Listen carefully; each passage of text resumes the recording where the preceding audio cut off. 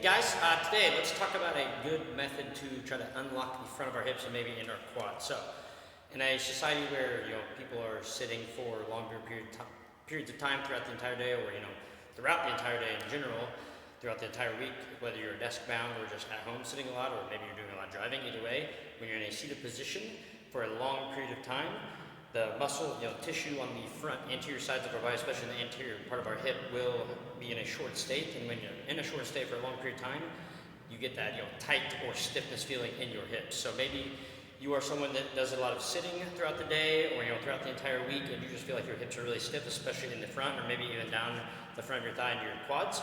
Then a couch stretch, which we're going to go over, is a great way to try to unlock those stiff hips or those tight hips. So when we get set up for this, you can literally do this anywhere.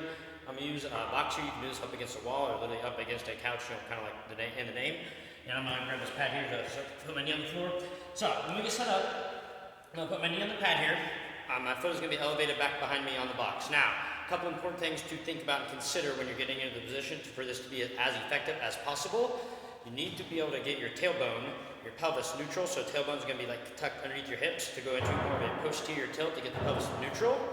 And I'm going to try to contract my glutes on this downside. So right now I'm trying to squeeze my right glute, full extension of the hip now, and now I can access as much of that hip flexor and quad as possible rather than being in a flex position on my hips where I have an arch in my back or I'm bent over at the hip. So if you're too tight and you cannot actively squeeze your butt in maybe this position here, then you need to drop your foot down a little bit and move your knee out of the way a little farther, then bring that foot down. Now I can get in a position to where I can actively squeeze my butt as hard as possible and all open up the front of my hip as much as I can.